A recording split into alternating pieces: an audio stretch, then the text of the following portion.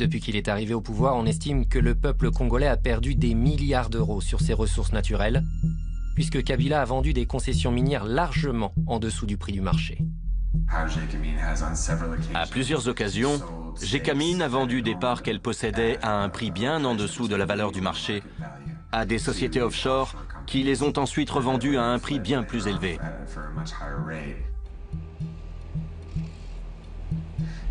L'un des marchés les plus douteux qu'ait passé Gécamine est celui du projet SMKK sur le cuivre et le cobalt, dont 50% appartient à la société minière kazakh appelée ENRC. Les 50% restants appartiennent à Joseph Kabila. Tout d'un coup, Gécamine ne possédait plus les 50% restants. Ils ont été vendus à la société offshore Emerald Star Enterprises, basée sur les îles Vierges britanniques, pour la somme de 13 millions d'euros. Personne ne savait qui c'était ni d'où il venait. Quelques mois plus tard, ENRC a racheté la Emerald Star Enterprises, les 50% qui appartenaient autrefois à Gécamine, pour la somme de 66 millions d'euros. Ça n'a aucun sens. L'État a perdu plus de 50 millions d'euros. Il est évident que Gécamine savait que sa propriété valait bien plus de 13 millions. Alors, pourquoi est-ce qu'ils n'ont même pas bronché? L'élément commun entre tous ces marchés n'est autre qu'un seul homme, Dan Gertler, un ami du président congolais. C'est lui-même qui se revendique ami du président congolais. Les sociétés comme Glencore et ENRC font toujours appel à Dan Gertler. Tous les marchés passés avec Gertler fonctionnent de la même manière.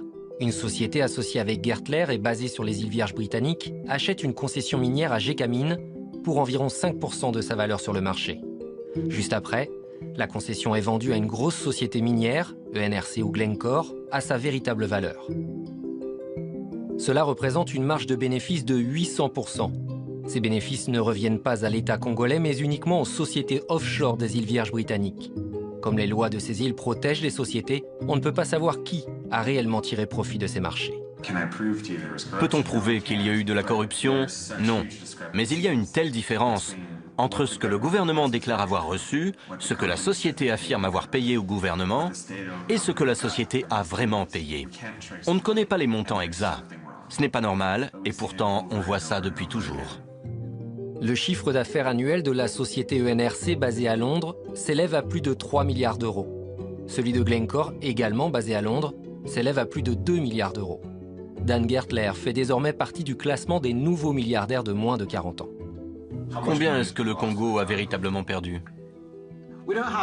Nous n'avons pas toutes les données, mais en analysant simplement 5 marchés de ce type qui ont été passés, on estime que le Congo a perdu au moins 1,2 milliard d'euros uniquement sur ces 5 marchés-là.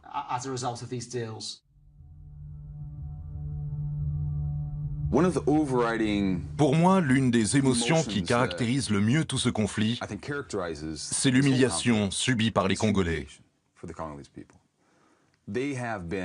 Ils ont été humiliés, bafoués par les étrangers, par leur propre gouvernement, et ils se sentent complètement impuissants.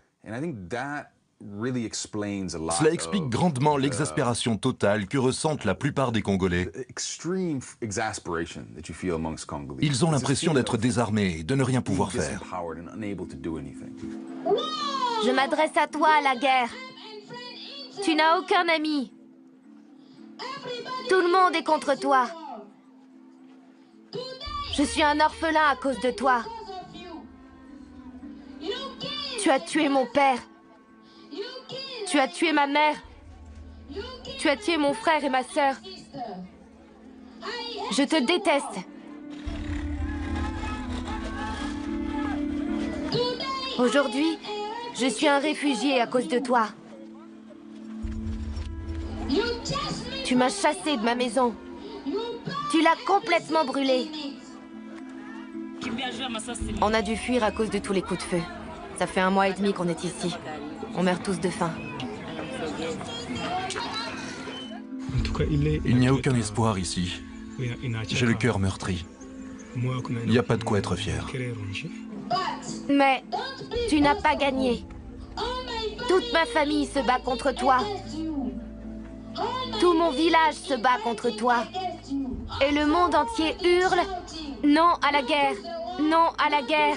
Non à la guerre !» Je m'appelle Samuel.